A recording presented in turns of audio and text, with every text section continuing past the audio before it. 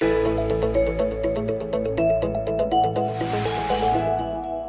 Balaam makes his first attempt to place a curse upon Bnei Yisrael, here in Parshat Balak, Balak takes him to a place where it says, Vayar misham kitzei ha'am. He brought Balaam to a place where he was able to see part of Bnei Yisrael.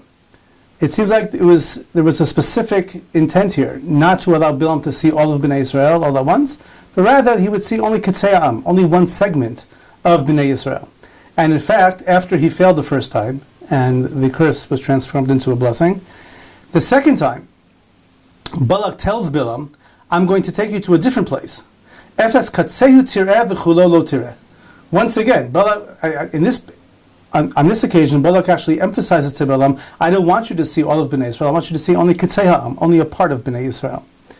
And the question is why? Why was it so important that he sees only part of Bnei Yisrael and not all of Bnei Yisrael?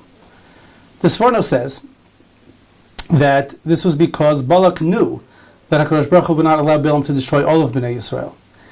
He was telling Balaam that if you try to curse all of Bnei Yisrael, you're going to fail. Your only chance of success is if you try to curse only part of Bnei Yisrael. But others explain differently. Balaam's modus operandi, if you will, his plan, his strategy, was to try to find fault in Bnei Yisrael. This wasn't just some kind of magic, but rather there was a specific intent to bring to mind a reason why Bnei Yisrael deserved not to succeed, why they deserved to fail, and why they deserved to be destroyed. In fact, on the third attempt, the pasuk says that Balaam saw that HaKadosh Baruch Hu did not want him to curse Bnei Yisrael. So he decided to change his approach. He looked upon the desert. And according to one version of Targum Unklos that Rashi brings, or Rashi refers to, what this means is that he wanted to invoke Chet HaEgel. That was his strategy, to bring to mind Chet HaEgel in an attempt to convince HaKadosh Baruch Hu, as it were, to curse Bnei Yisrael.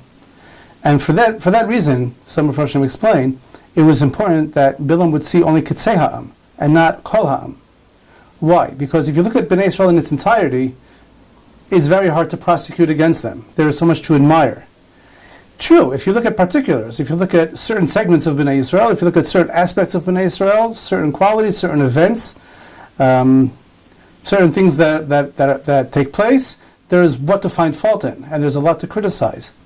But if you take a step back and you look at Bnei Yisrael from a bird's eye view, and you appreciate the nation in general, there is so much to admire.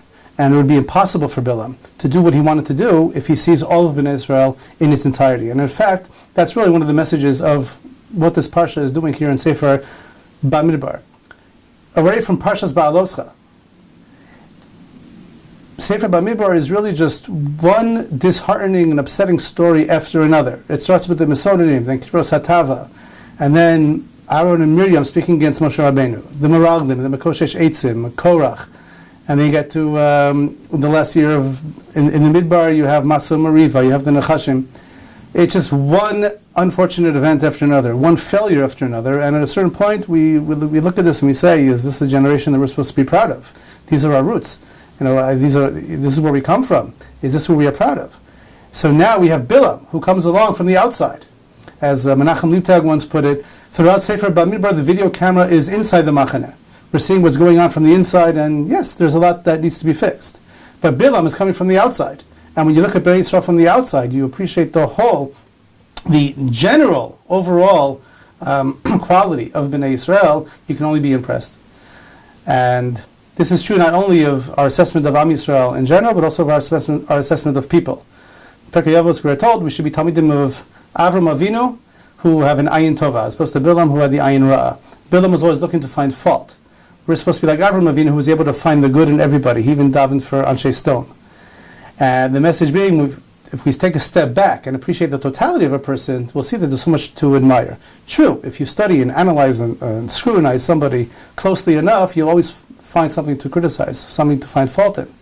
But if we take a step back and appreciate the totality of a person, then we'll be filled with admiration and respect, and that's the way we're supposed to look upon every single other person. Shabbat Shalom.